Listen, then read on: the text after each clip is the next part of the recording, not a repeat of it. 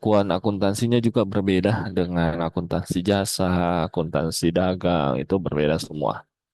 Di akuntansi itu punya karakteristik ya sesuai dengan perusahaannya.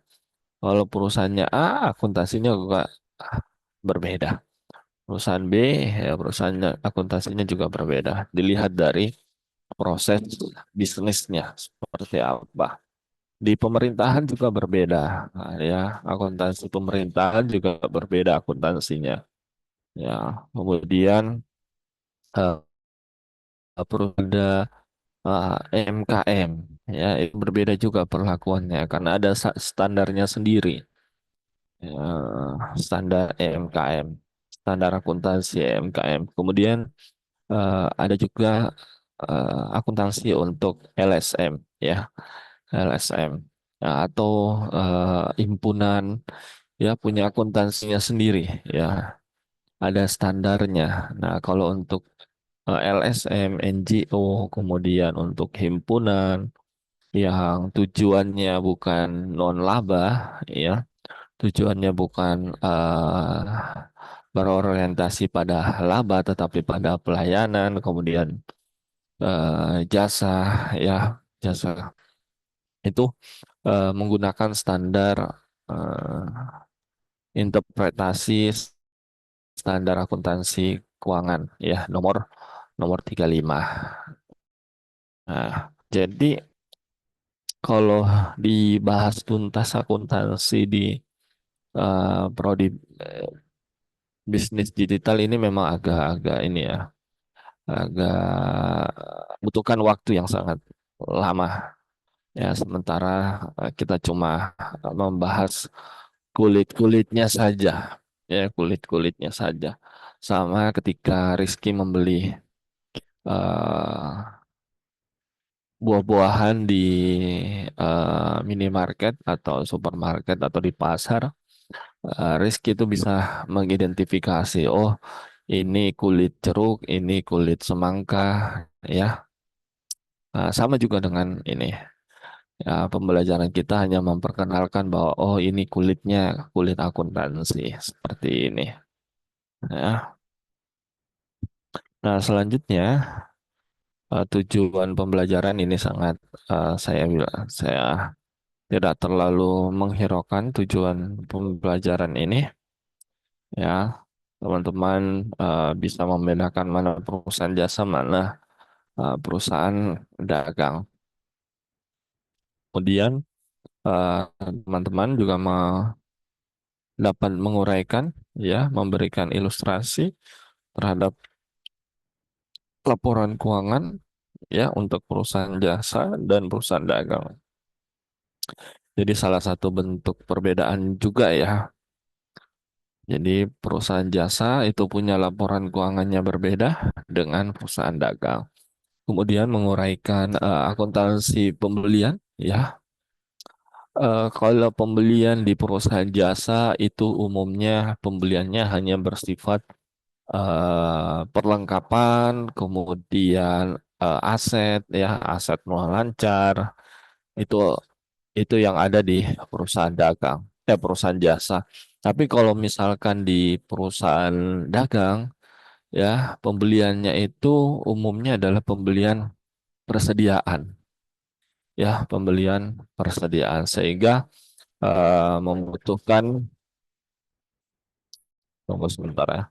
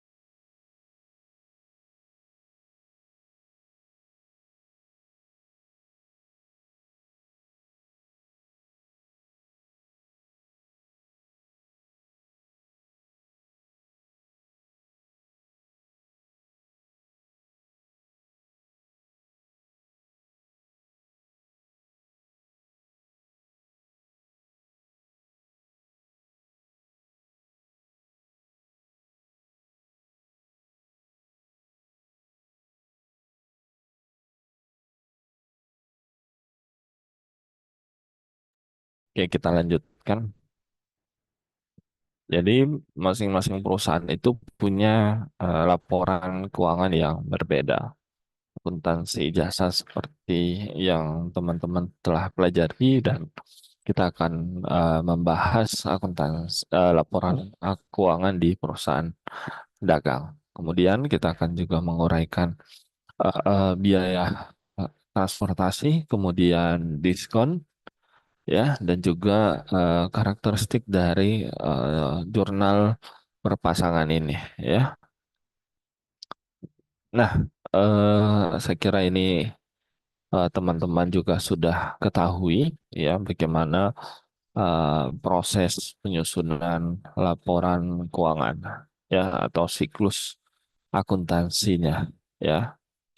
Yang pertama itu kita mulai dari melakukan identifikasi, ya, identifikasi transaksi.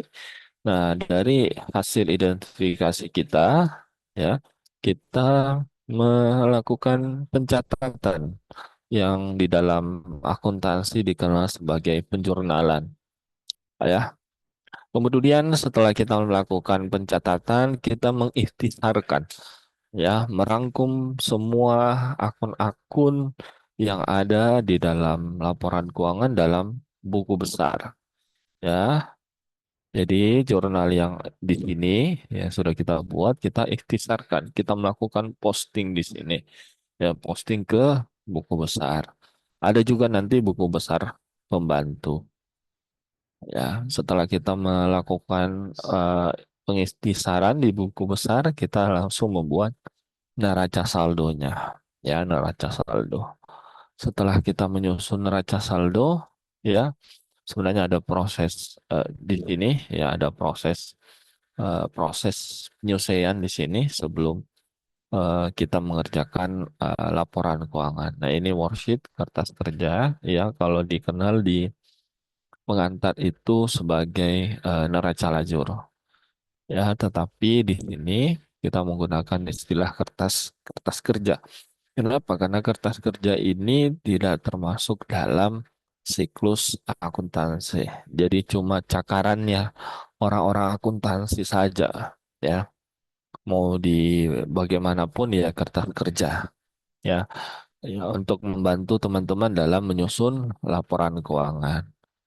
Nah, tujuan akuntansi sebenarnya orang-orang di prodi akuntansi atau jurusan akuntansi ini outputnya, ya, mampu menyusun laporan keuangan. Em, di semester pertama mereka harus menyusun laporan keuangan jasa. Semester kedua dia harus menyusun laporan keuangan dagang, ya. Kemudian di semester ketiga itu sudah mulai bisa memberikan makna terhadap laporan laporan keuangan tersebut. Kemudian di dalam perusahaan dagang, ya, di dalam perusahaan dagang itu dikenal istilah eh, jurnal khusus. Ya, di dalam perusahaan dagang ada namanya jurnal khusus. Kalau di perusahaan di perusahaan jasa kita hanya mengenal satu jurnal, yaitu jurnal umum. Ya, yang ada cuma jurnal jurnal umum. Hmm. Oke, kalau misalkan ada yang mematikan kamera, saya tidak melanjutkan presentasi saya, ya.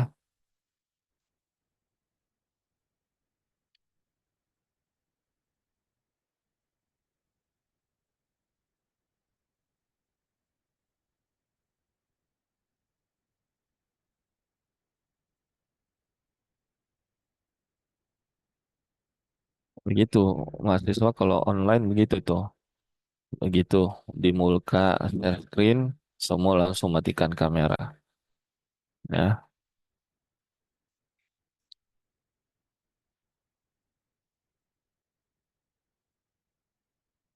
nah, jadi di dalam perusahaan dagang itu dikenal satu jurnal yaitu jurnal khusus, ya, jurnal khusus. Kenapa dibuat jurnal khusus? Ya, karena di dalam transaksi perusahaan dagang itu terpisah, ya, terpisah antara penjualan kredit ataupun penjualan tunai. Ya, begitu juga dengan pembelian kredit dan pembelian tunai. Kalau dia dilakukan penjualan kredit, ya, kalau ada transaksi penjualan kredit ya atau non tunai, dia akan masuk ke dalam jurnal khusus penjualan ya kredit ya secara non tunai. Tapi kalau misalkan dia penjualan tunai ya, maka akan masuk ke dalam jurnal khusus penerimaan kas. Ya, begitu ada penjualan kredit masuk ke jurnal khusus penjualan. Kalau ada penjualan tunai masuk ke dalam penerimaan penerimaan kas. Ya, langsung masuk ke penerimaan kas. Begitu juga dengan pembelian. Ketika kita melakukan pembelian secara kredit, ya, maka penjualan itu atau transaksi itu akan masuk ke dalam jurnal khusus pembelian. Ya, jurnal khusus pembelian. Tapi kalau kita melakukan pembelian secara tunai, nah, secara cash, maka akan masuk ke dalam jurnal khusus pengeluaran kas. Ya, jurnal pengeluaran kas. Nah, jurnal khusus memorial ini sama dengan jurnal eh, umum. Ya, apa-apa yang tidak masuk ke dalam keempat ini masuk ke jurnal khusus memorial atau jurnal umum. Ya, jurnal khusus yang ya, masuk ke dalam sini. Kalau tidak ada di dalam akun ini, ke jurnal-jurnal ini akan masuk ke sini. Nah, ini bentuk jurnal khusus penerimaan kas. Sama dengan jurnal umum, ya, tetapi di atas sebelah sininya, ya, itu kan kalau jurnal umum sisa debit sama kredit kan, ya, baru di sini jurnalnya.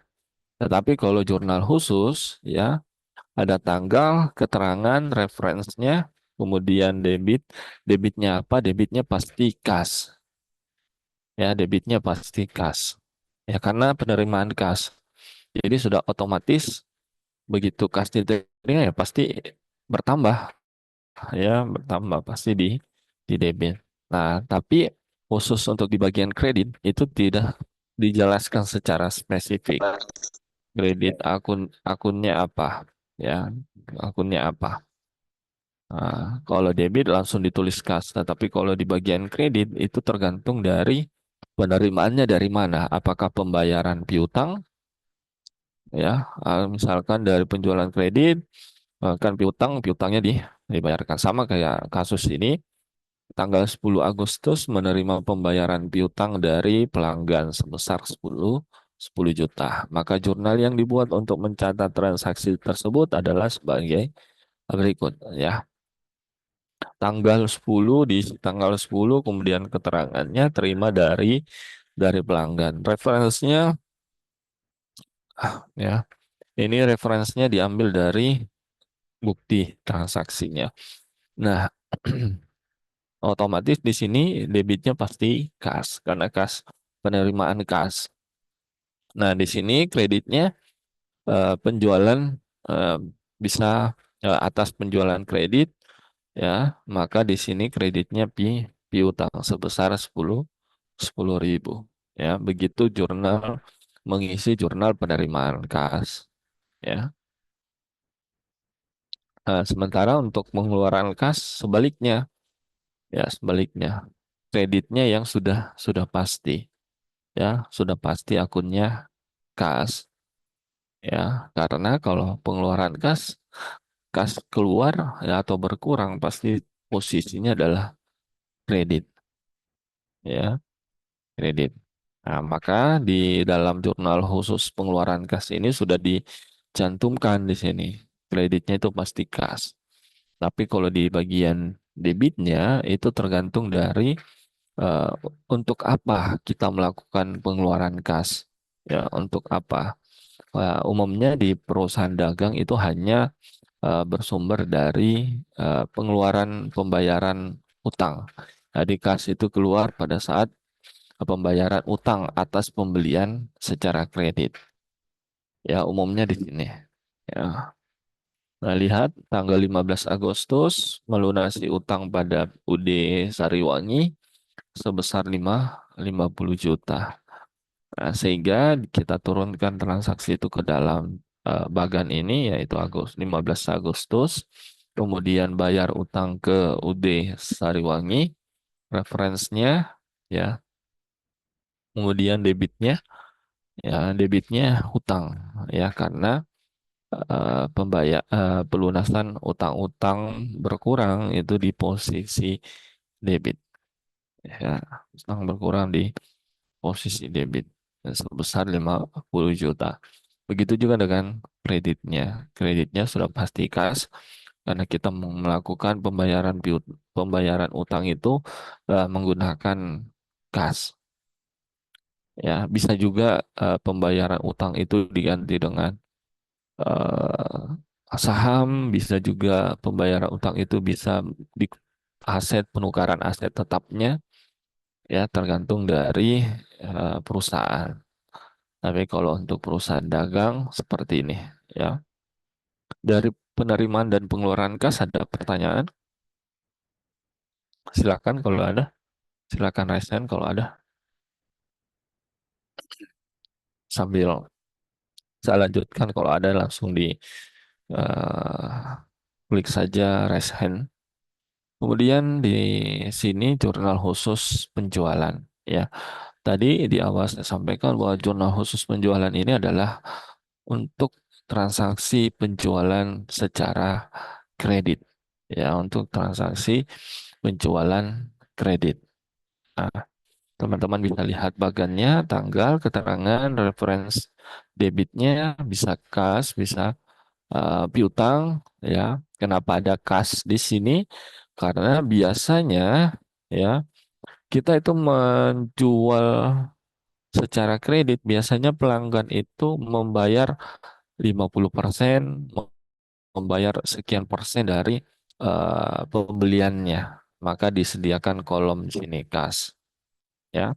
Kemudian debitnya juga piutang. Piutang bertambah ya ketika kita melakukan penjualan kredit, piutang piutang bertambah ya. Nah, kemudian kreditnya sudah dipatok ya. Artinya kredit ini bagiannya penjualan ya karena penjualan normalnya kalau penjualan bertambah ya posisinya di kredit ya penjualan bertambah itu di kredit. Nah, kasih contoh di sini. Tanggal 28 Agustus menjual barang dagangan kepada UD Purnamasari senilai 10 juta. Yang mana sebesar 6 juta dibayar tunai dan sisanya dibayar bulan depan. Ya, bayar bulan depan. Artinya sisanya ini yang 4 juta itu dilakukan secara kredit. Maka di jurnal khusus dicatatnya keterangannya harusnya di sini penjualan kredit ya tunai ya tunai sebesar 6 juta. 6 juta kemudian sama bisa kita gunakan keterangan yang sama yaitu penjualan secara kredit ya. Jualan secara kredit kita tempatkan di piutang. Bisa di atas ini ya. Yang 4 juta ini bisa kita tarik ke atas ya di sebelah sebelah kas ya supaya nyambung ini satu baris ya. Saya tidak tahu kenapa yang di PPT ini saya ambil dari referensi lain ini. Biasanya keterangannya cukup satu kayak seperti ini ya. Nanti di isinya seperti ini juga. Ya, kasnya 6 juta, piutangnya di sini 4 juta, dan penjualannya di sini di atas 10 juta. Ini mungkin untuk mempermudah saja memperlihatkan bahwa kasnya yang tunai tadi, yang ditransaksi 6 juta, dicatat bagian kas, dan 4 juta sisanya itu dicatat di bagian piutang. Ya, sehingga penjualan kreditnya itu adalah 10 juta. Tuh. Dan selanjutnya yang terakhir yang saya menjelaskan itu terkait dengan jurnal pembelian. Ya, jurnal pembelian ya, ini sering digunakan untuk pembelian secara kredit. Ya, tadi kan kita sudah melakukan penjualan kredit, ya otomatis kasnya di perusahaan itu kan ada jeda ya, perusahaan itu memperoleh kas. Jadi sehingga dia tidak bisa melakukan pembelian itu secara tunai, ya karena dia harus menunggu pembayaran piutang dari pelanggan. Nah, sehingga perusahaan itu biasa juga melakukan pembelian pembelian secara kredit. Ya, pembelian secara kredit. Nah, maka pembelian kredit itu masuk ke dalam jurnal khusus pembelian. Ya, debit ya pembelian. Nah, teman-teman bisa lihat debit ini pembelian. Ya, begitu ada pembelian, ya otomatis masuk di debit karena normalnya pembelian bertambah itu di sisi debit. Ya, berkurang itu di posisi kredit, tetapi jarang. Yang biasa itu diganti dengan retur pembelian. Ya, jadi pasangannya itu retur pembelian. Bukan membalik yang tadinya pembeliannya 15 juta, kemudian dibalik menjadi di kredit. Enggak, tapi ada pasangannya yaitu retur pembelian. Nanti di kasus saya jelaskan. Kemudian di bagian kredit itu pasti kas dan utang, sama kayak penjualan. Biasa kita melakukan Wahyudi misalkan melakukan pembelian secara kredit, tapi karena tidak mau kita terlalu banyak utangnya, sebagian saya cash, ya sebagian di cash. Maka yang akun atau bagian yang ada, kolom yang ada itu di bagian kredit itu kas dan utang dagang, utang di kredit, utang bertambah kan di kredit ya, uh, tertambah di kredit gitu. Ya, sehingga kalau kita lihat 10 Agustus ya, perusahaan membeli barang dagangan dari distributor Permata senilai 15 juta ya, di mana 10 jutanya dibayar tunai dan sisanya dibayar 45 hari lagi. Nah, artinya dibayar 45 hari itu kan berarti mengutang dulu toh. Nah, maka dicatat utang sebesar 5 5 juta. Maka kalau kita catat dalam buku jurnal khusus pembelian akan seperti ini. Jadi keterangannya bisa pembelian kredit atau pembelian barang dagangan secara kredit. Kemudian debitnya itu 15 juta, kita membeli 15 juta. Kemudian kasnya kita bayar secara tunai sebesar 10 juta. Kemudian sisanya akan menjadi utang utang dagang ya sebesar 5 juta. Seperti itu. Oke, sampai sini ada pertanyaan?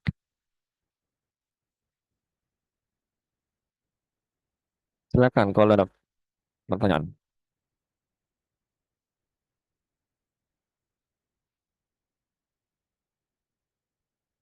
Nah, kita ke akuntansi pembelian.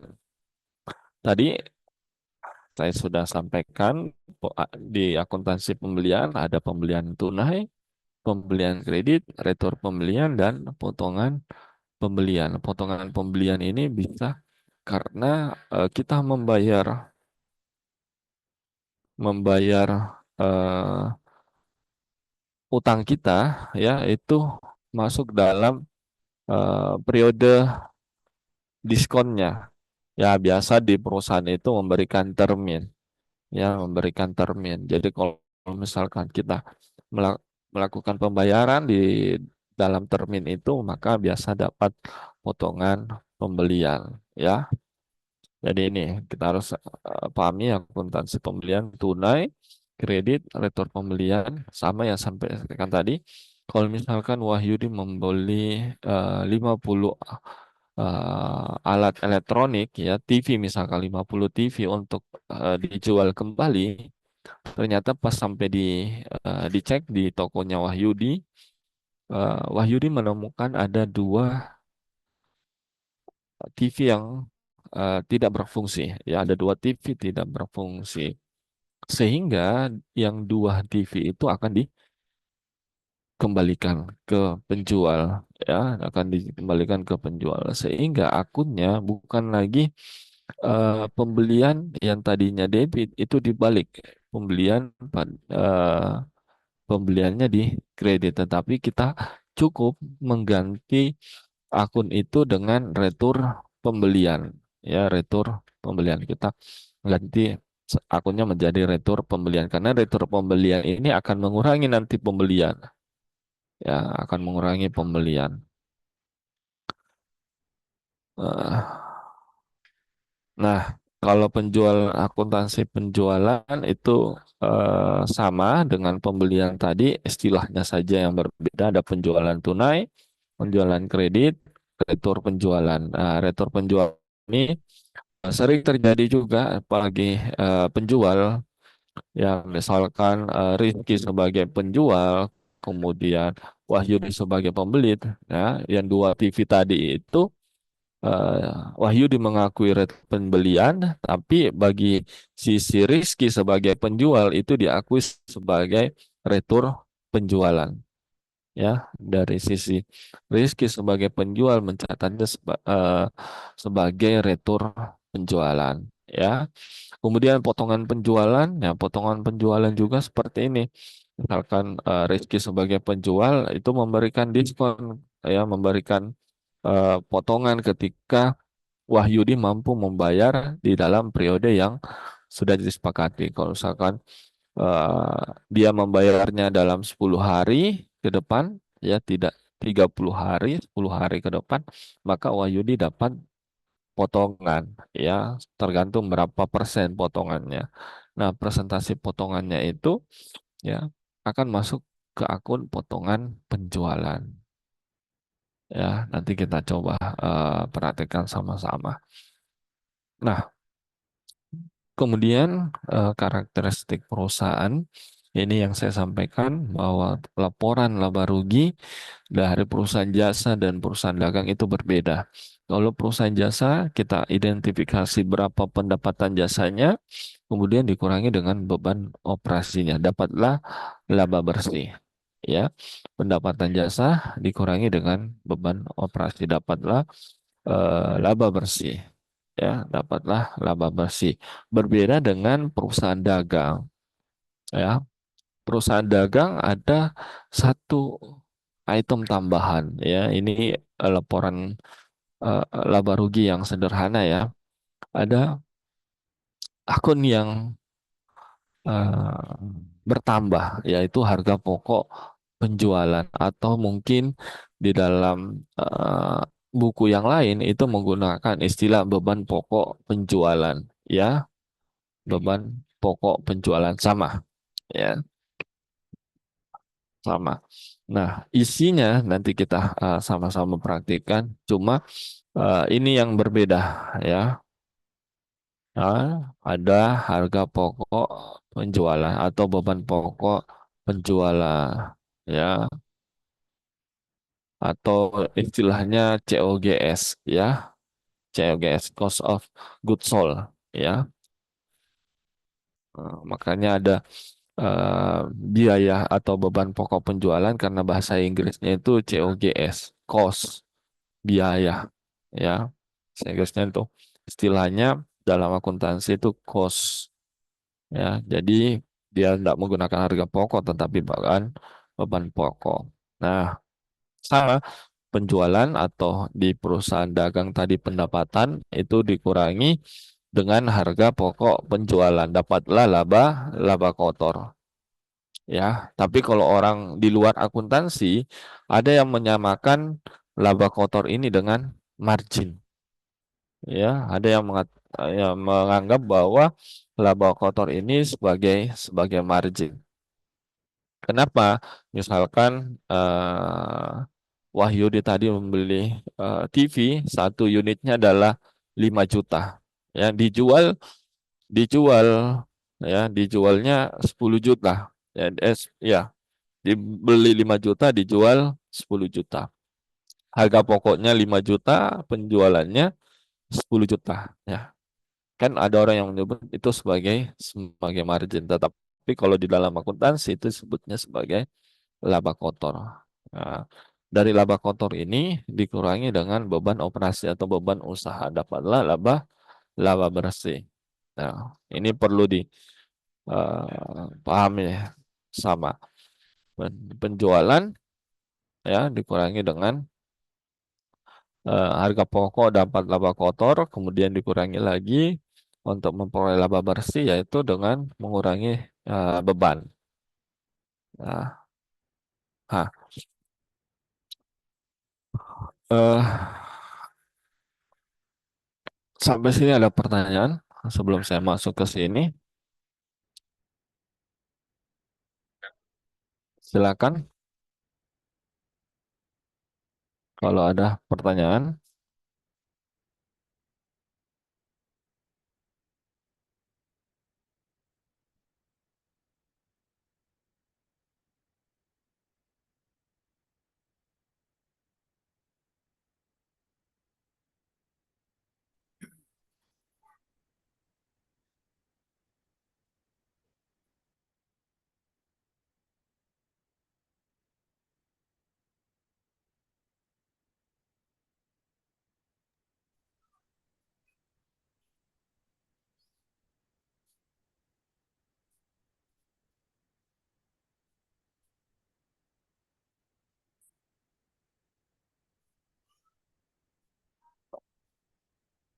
Saya lebih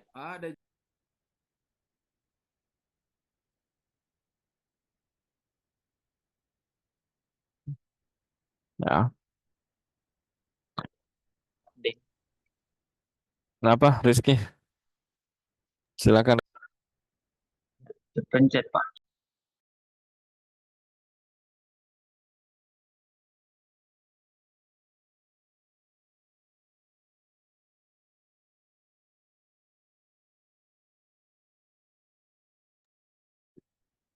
Ya, sebelum saya ke mana tadi yang metode perfektual, ya, saya akan eh,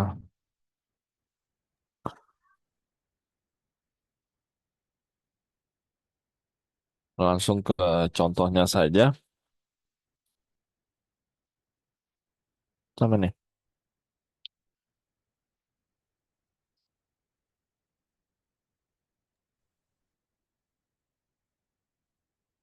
Oke. Tadi ada saya menyebutkan akuntansi pembelian, ya. Ada pembelian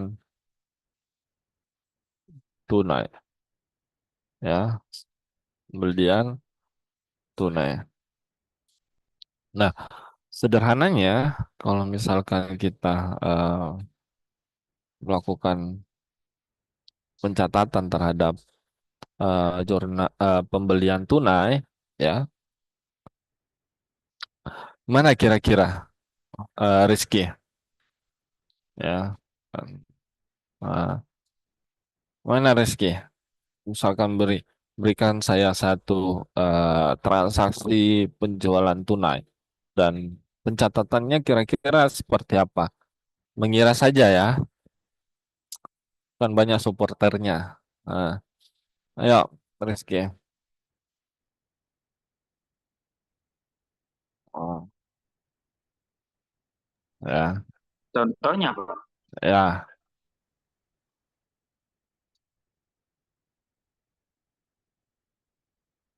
mana kira-kira? Oh, oke, perusahaan dagang yang Rizky ketahui, kemudian apa yang dia kira-kira dia beli ya?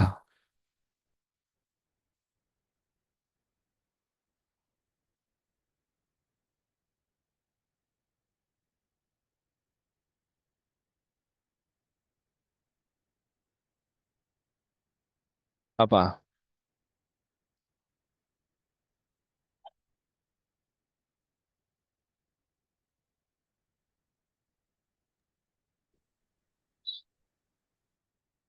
Ya, gimana? Misalnya di toko, misalnya di di tanggal 2 bulan 7, eh, Hmm, hmm,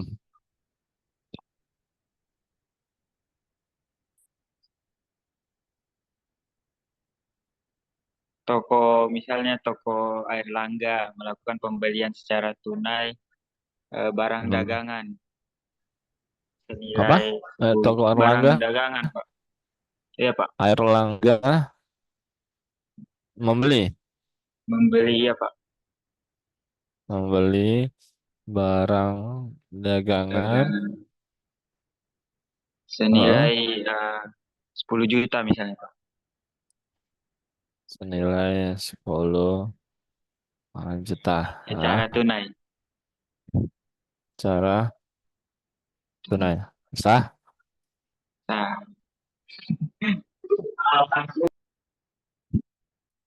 Oke.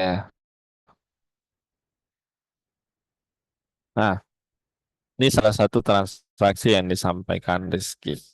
Ya, bahwa tanggal 2 toko Erlangga membeli barang dagangan senilai 10 juta rupiah secara tunai. Nah, dari transaksi ini kita sudah bisa mengidentifikasi bahwa ketika kita melakukan transaksi pembelian secara tunai, maka apa yang berkurang, apa yang kiranya eh, pasangannya, ya, ya.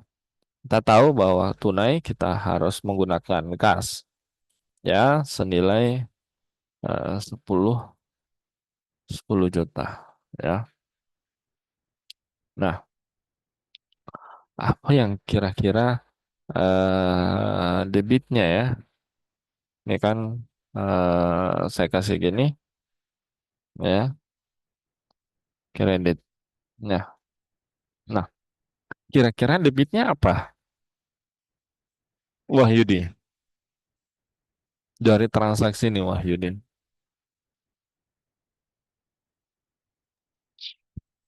Hmm? Barang bukan barang dagangannya Pak. Ya, Barang barang dagangan dalam istilah akuntansinya apa?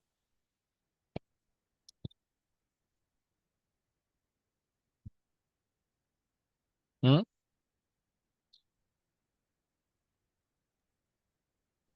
persediaan, Pak. Per Persediaan. Nah, bukan pembelian, Rizky.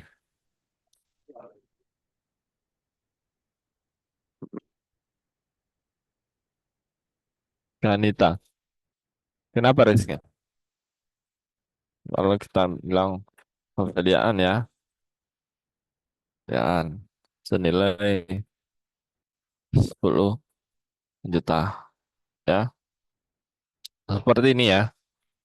Ya. Nah, yang membedakan nanti ketika kita memilih periodik atau perfektual itu di sini, ya. Mutasi persediaan, ya, mutasi persediaan.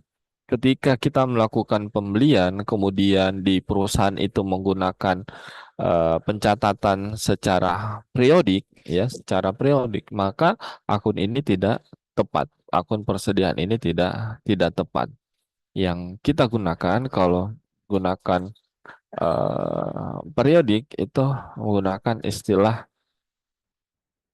eh, periodik, ya, tetap menggunakan istilah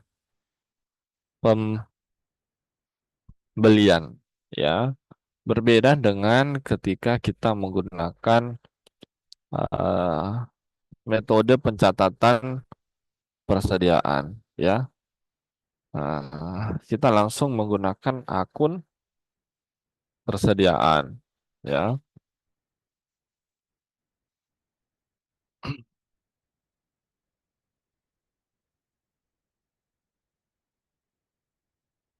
ya. Nih, Artinya persediaan itu kalau misalkan kita menggunakan metode periodik, ya persediaan itu baru muncul ketika kita sudah melakukan perhitungan di akhir periode. Ya baru kita melakukan pencatatan terhadap persediaan itu. Ya setelah kita melakukan penilaian terhadap persediaan ya di akhir periode. Tapi kalau misalkan kita menggunakan perpetual, ya akunnya itu yang kita gunakan adalah akun persediaan. Ya langsung kita menggunakan akun persediaan. Ya supaya memperlihatkan mutasi secara aktualnya persediaan kita. Oh ternyata di tanggal 2 ada pembelian secara tunai, ya secara tunai, ya senilai 10 juta, ya maka persediaan bertambah. Ya, maka persediaannya bertambah di sini. Nah, ini perbedaannya antara periodik dengan perpetual. Nah, karena ada kan biasa kalau misalkan sebenarnya saya tidak mau ajarkan periodik ya, tapi kita fokus kepada perpetual. Kenapa? Biasanya kan kalau kita sudah di minimarket, supermarket, itu kan ada scan barcode ya. Nah, scan barcode itu kan sudah terhubung dengan persediaannya, ya persediaan yang ada di gudang. Begitu di scan barcode-nya, maka persediaan yang ada di gudang itu langsung berkurang, ya. Jadi di database-nya itu langsung langsung berkurang. Jadi tidak perlu lagi ada sistem periodik seperti ini, ya. Tidak perlu lagi ada semacam periodik ini karena semua semua transaksi itu bisa kita eh kelola melalui kayak di meja kasir itu sudah terhubung dengan stok ya stok di gudang ya sudah sudah seperti itu anunya sistemnya. Jadi saya rasa untuk periodik tidak perlu lagi untuk kita pahami ya karena semua sistemnya sudah perpetual ya begitu di scan langsung keluar persediaan ya. Nah, ini untuk pembelian tunai. Eh, kita masih menggunakan contoh di atas ya. Kita ganti saja ya. Eh, untuk lebih spesifiknya saya membeli eh, 5 barang dagangan. Sorry, 10 barang dagangan dengan harga satuan 1 juta ya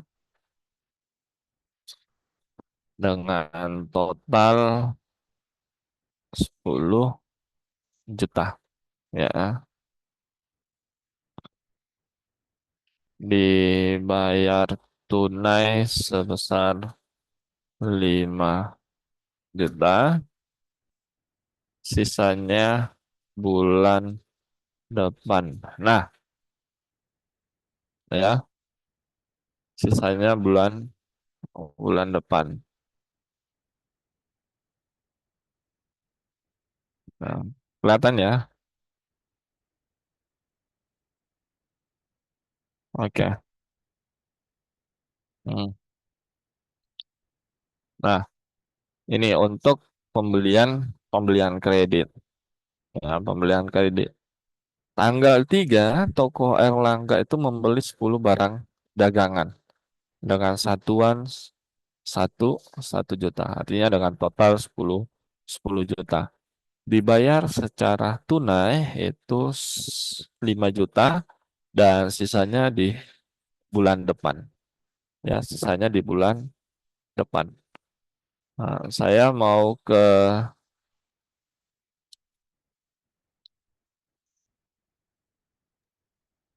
Pak, Nabila. Pak, Oke, siapa? jadi 5 jutanya itu masuk di utang dagang. Iya, gimana kira-kira Firman? Sekalian Firman. Mana kira-kira pencatatannya, Firman?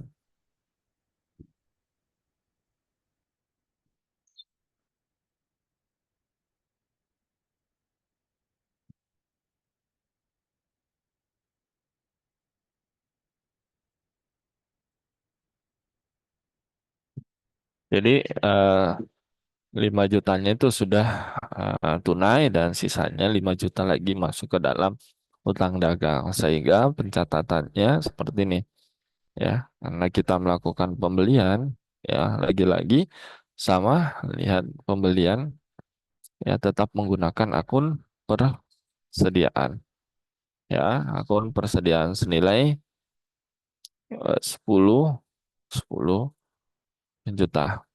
Kita membayar secara tunai ya, berarti kita menggunakan kas itu sebesar 5 5 juta. Nah, sisanya itu kita menggunakan kita bayar melalui utang ya, utang dagang atau utang usaha. Boleh ya, senilai 5 juta. Nah, seperti ini. Selesai ya, pembelaan kredit. Oh, ternyata eh, persediaan tadi, persediaan kita bertambah karena kita melakukan pembelian ya, dan kita bertambah senilai 10 juta. Kemudian kita, untuk mendapatkan persediaan itu, kita membayar menggunakan cash dan menggunakan liabilitas atau utang utang dagang ya, senilai 5 juta. Sehingga nih, jadi seimbang ini. Di sini debitnya 10, di kreditnya juga 10. Ya, begitu melakukan pencatatan. Ya, jadi kalau misalkan teman-teman mau mengembangkan keuangan berbasis teknologi, ya teman-teman di bisnis, ya itu ingat saja bahwa debit kredit itu harus seimbang. Kenapa?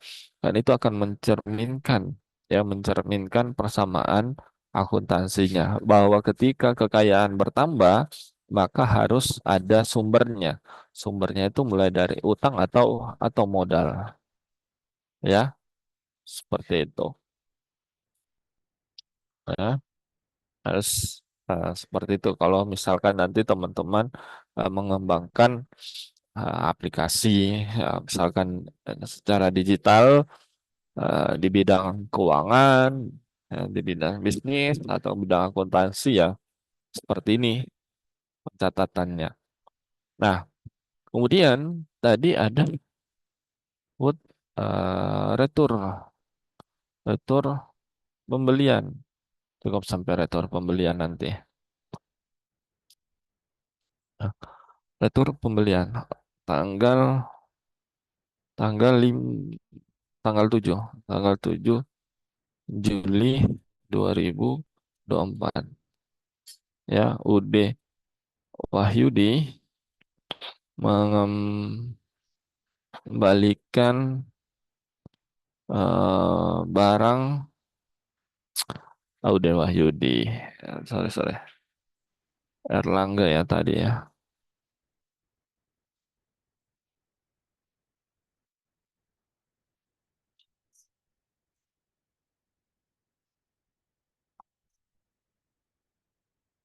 toko Erlangga ya mengembalikan barang dagangan yang dibeli tanggal 3 Juli sebanyak 2 unit ya. Nah, sebanyak dua dua unit.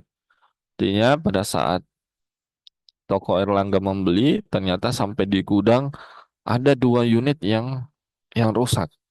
Ada 2 unit yang rusak. Sehingga kita di bagian akuntansi itu melakukan pencatatan seperti ini ya. Utang dagang bisa kita gunakan, bisa juga menggunakan kasnya ya, apakah kesepakatannya itu eh, te- kesepakatannya pengembaliannya ini dengan mengurangi utang atau mengurangi cashnya, ya, mengurangi cashnya. Oh, eh, nanti kalau misalkan saya kasih kembali ini, tidak usah dikasih ke kas, potong saja utangnya, ya. Nanti saya kasih kembali ini dua barang tak, dia maki kasih ke cash, kasih saja potong utangku. Nah, sehingga kita melakukan pencatatan itu utang dagang pada retur pembelian. Senilai berapa? Ya, senilai 2 kali berapa satuannya? Satu juta. Seperti ini. Berbeda ketika ternyata dari kesepakatannya, jangan mi potong utang. Ya, jangan mi potong utang. Ku kasih uang cashnya. Jadi cashnya bertambah di sini. Ya, cashnya bertambah 2 juta, kan? Retur pembelian. Ah, bukan persediaannya dibalik ya. Ya, ini bilang persediaannya berkurang. Enggak. Nanti dari retur pembelian ini akan mengurangi persediaan itu. Ya, nanti persediaan dikurangi dengan retur pembelian. Seperti itu. Nah, terakhir ini eh, pembayaran utang. Ya, pembayaran utang. Nah, tanggal 2 Agustus, ya, toko Erlangga melakukan pembayaran atas utang tanggal 3 Juli, ya, pembayaran pembayaran utang, ya. Nah, karena ada pembayaran utang berarti kan utang kita utang kita berkurang. Nah, utang berkurang itu di posisi debit, ya. Senilai berapa, Firman? Senilai berapa, Firman? 5 juta, Pak. Apa? Berapa?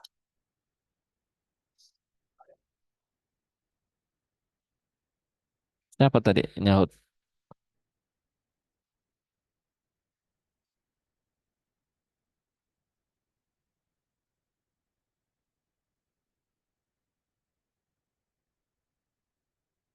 Berapa?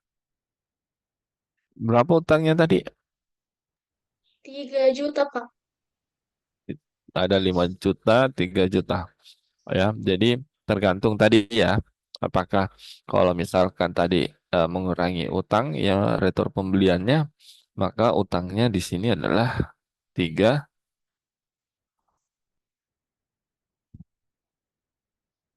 3 3 juta. Nah, dengan apa kita melakukan pembayaran utang? Wah, ternyata kita menggunakan kasnya. Ya, senilai 3 juta. Selesai. Begini siklus akuntansi pembelian. Eh,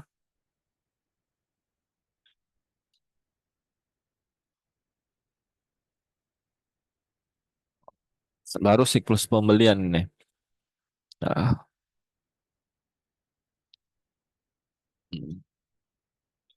pembelian tunai, teman-teman harus perhatikan ya.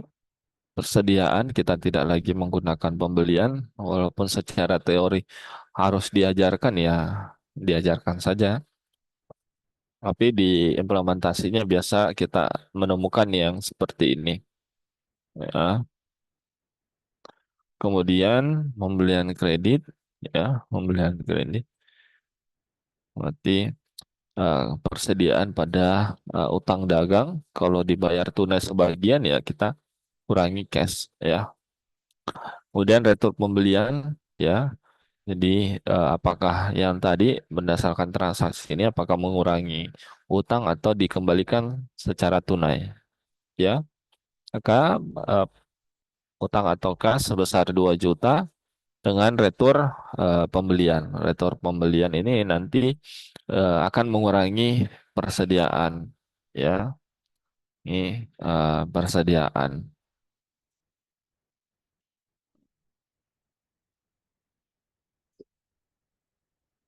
Nah, kemudian pembayaran utang. Pembayaran utang umum yaitu utang dagang pada kas. Ya, utang berkurang itu di sebelah debit dan kas berkurang itu di sebelah kredit. Ya, besar tiga juta. Oke, ada pertanyaan di pembelian. Oh, oke, kita masuk kepada akuntansi penjualan. Ya, akuntansi penjualan. Penjualan tunai. Ya, penjualan tunai.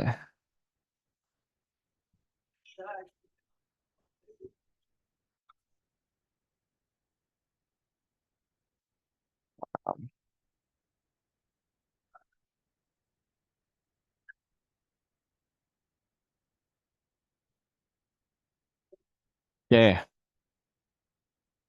buat lagi Rizky.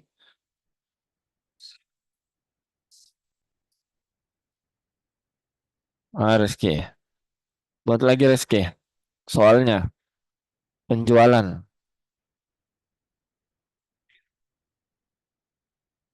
Mana Rizky? Ya, ada deh, Pak. Oke, coba dibantu buat. Kira-kira apa transaksi penjualannya? Soalnya.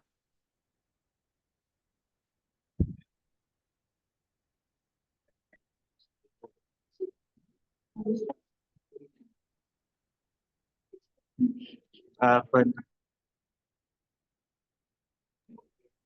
Penjualan Mm-mm. eh,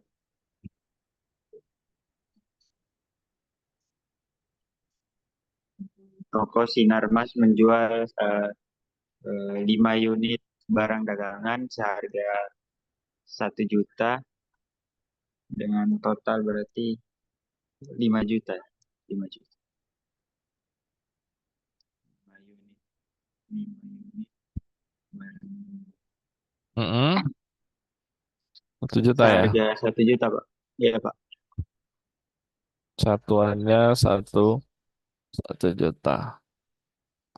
Atau 5 juta secara tunai kepada udah Rizky. Ya. Oke. Nah, kita sudah dapatkan transaksinya. Ya, transaksi yang pertama itu transaksi penjualan tunai. Toko Sinarmas menjual 5 unit barang dagangan dengan harga satuan 1 juta ya secara tunai. Kira-kira apa Sri pencatatannya Sri Meldazam? Hmm? Ini kayak pencatatan eh, ketika di perusahaan jasa itu eh, dibayar atas jasanya ya pendapatan jasa sama dengan jurnal pendapatan jasa.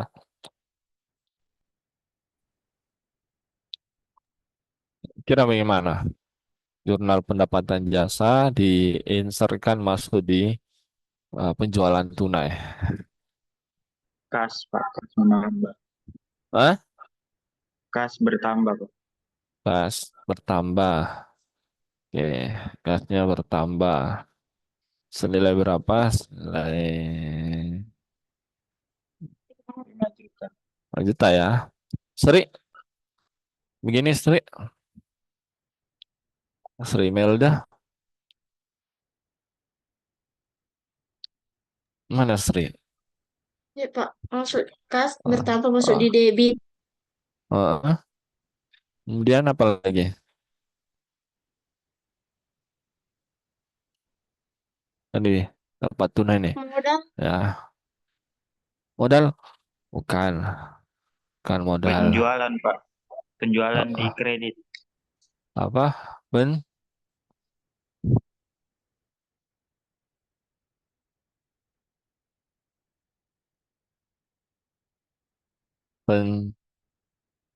penjualan ya senilai 5 juta ya. Nah, ini ketika kita menggunakan eh, periodik ya. Jadi kalau kita menggunakan pencatatan secara periodik berarti cukup satu jurnal ya, cukup satu jurnal. Ini sudah cukup nih. Kas pada penjualan kas. Kita menerima uang dari penjualan itu ya di akuntansi disebutnya sebagai kas dan atas penjualan itu ya penjualannya bertambah di sisi kredit. Nah, ini periodik ya artinya belum ada gambaran kita terhadap persediaan itu. Ya, kita belum punya catatan terhadap persediaan. Tapi kalau kita menggunakan eh,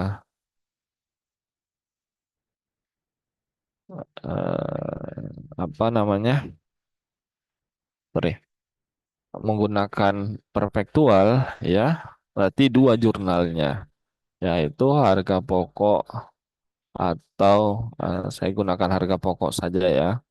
Harga pokok penjualan pada persediaan. Karena ketika kita melakukan penjualan, otomatis persediaan kita berkurang.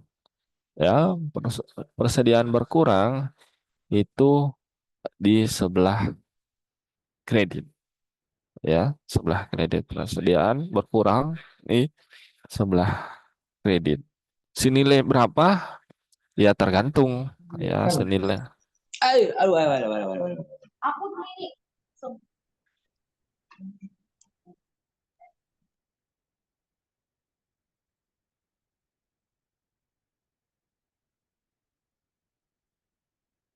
Absen dulu Pak Ketua.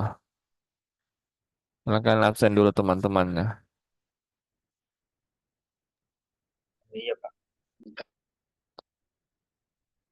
Ya,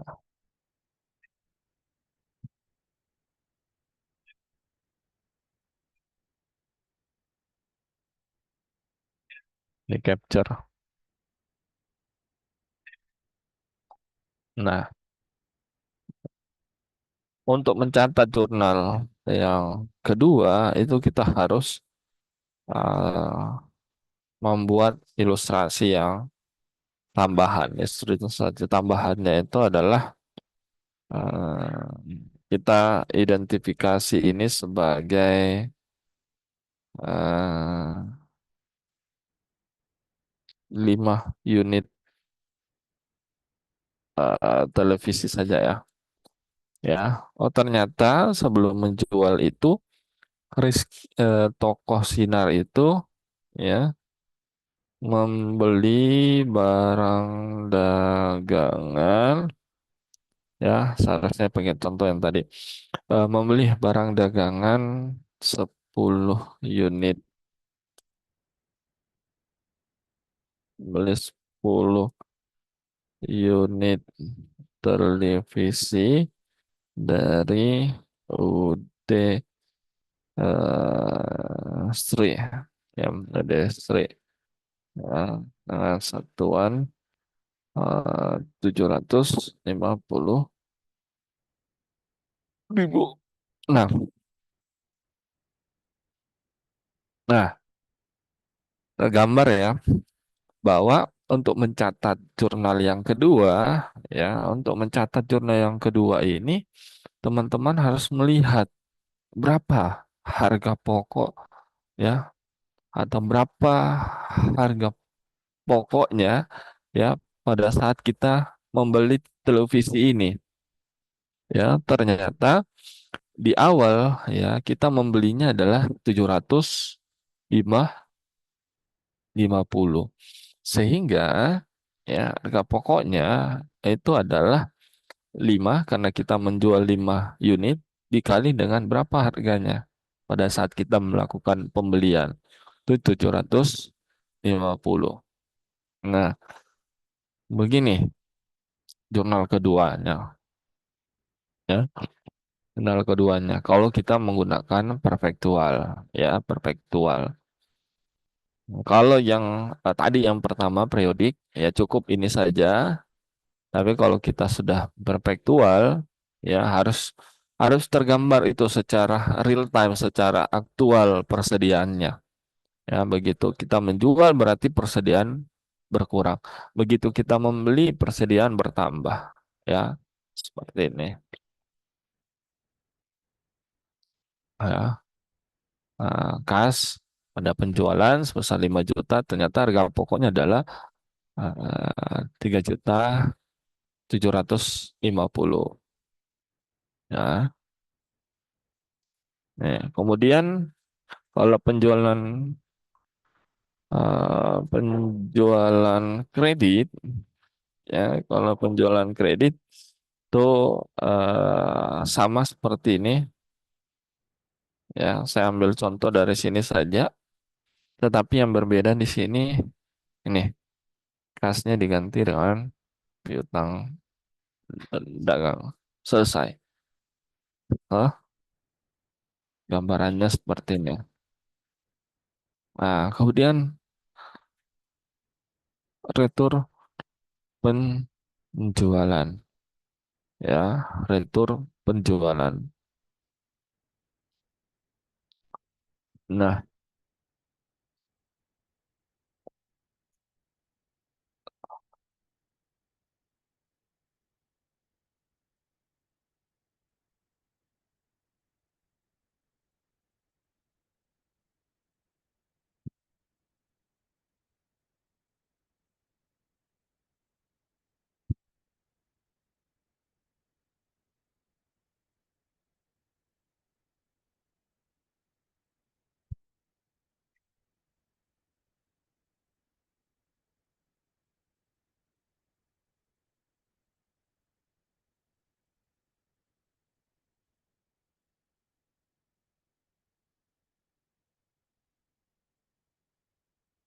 nah, untuk retur penjualan, ya, kita kasih transaksi seperti ini. Bahwa atas eh,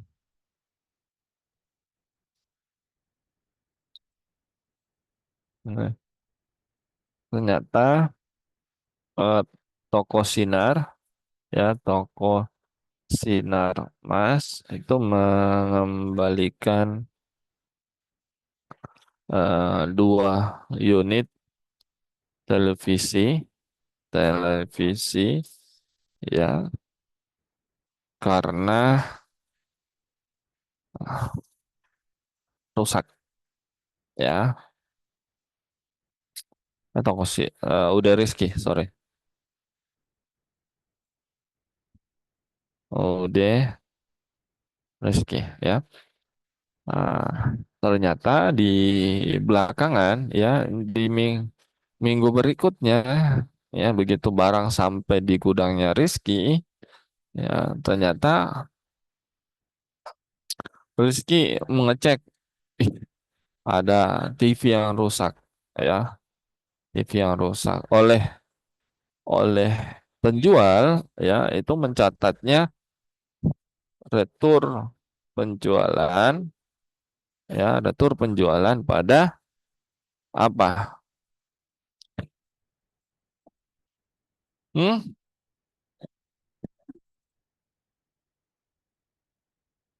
Retur penjualan pada returnya tadi 2 kali 1 juta ya, karena dia jual 1 juta. Hmm. Ya, ingat retur itu pasti akan mengurangi penjualan ataupun pembelian. Ya, sehingga kalau penjualannya di kredit, berarti retur penjualan itu harusnya di debit supaya mengurangi penjualan. Ya, maka kita tempatkan retur penjualan itu di debit. Ya. Kemudian kreditnya, ya kreditnya ini adalah piutang piutang dagang. Kenapa kita tetap memberikan kewajiban seseorang, ya, sementara TV-nya sudah dikembalikan, sehingga kita harus mengurangi piutangnya juga. Ya, yang tadinya 5 juta dikurangi dengan 2 juta, ya. Hmm, seperti ini. Ya, eh,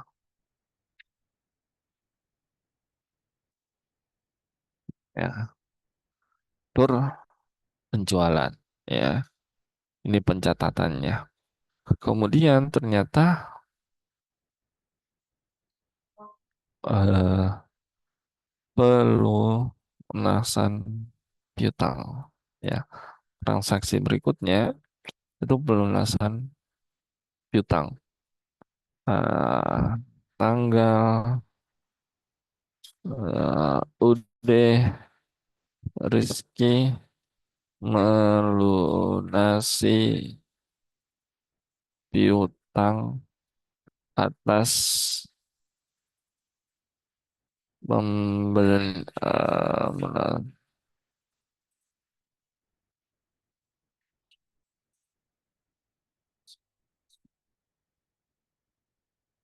ya. Nah, datang minggu depan, bulan depan, ya, Rizky untuk melunasi piutangnya. Sehingga oleh penjual itu mencatat apa? Catat kas karena dia menerima pembayaran piutang. Ya, kalau si pelanggan itu membayar menggunakan kas, ya, karena kasnya bertambah maka kita tempatkan di debit. Berapa? Ya, tidak lagi menjadi 5 juta piutangnya karena ada kembalian tadi di sini 2 juta. Sehingga kasnya tersisa 3 juta.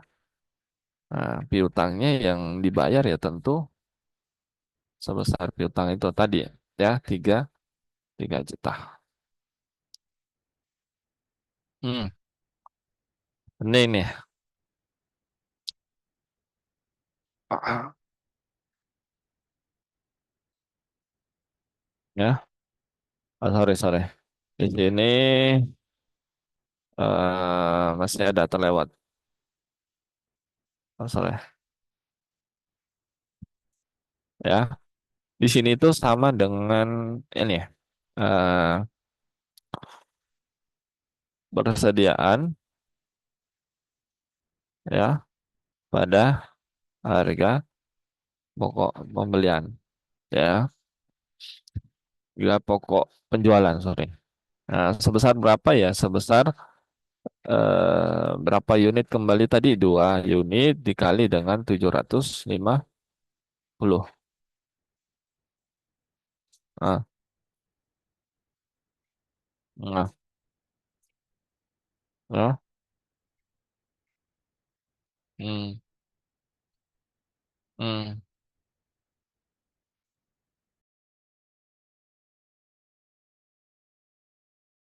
ah. Oke, jadi seperti itu pencatatannya. Ya, dua dua ini ada eh eh, pembelian, kemudian penjualan. Ya. Eh, Nanti kalau penjualan yang pembelian cash ini, ya, pembelian secara tunai ini akan masuk ke dalam eh, jurnal khusus pengeluaran kas. Ya, kalau yang ini masuk jurnal pembelian atau jurnal khusus pembelian. Ya, ini juga masuk pembelian. Ini masuk eh, jurnal pengeluaran kas. Ya, sebaliknya di sini penerimaan kas. Jurnal penerimaan kas. Ya, ini jurnal khusus penjualan. Ya, ingat pembelian atau penjualan kredit, ya, penjualan kredit itu masuk ke jurnal khusus penjualan. Tapi kalau penjualan tunai masuk di jurnal khusus penerimaan kas. Ya, sampai sini ada pertanyaan? Mana? Ziko, ada pertanyaan Ziko? Nabila? Eh,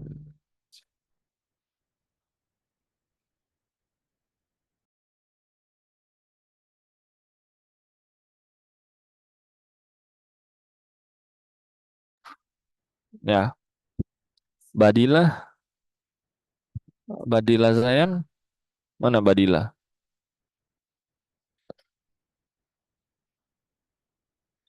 Wahyudi, ada pertanyaan Wahyudi?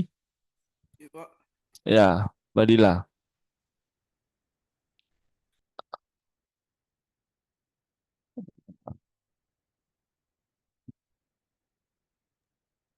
Aman, Pak. Oke, Ziko ada pertanyaan Ziko? Saya berharap minggu depan kita bisa luring ya, supaya tidak ada yang eh,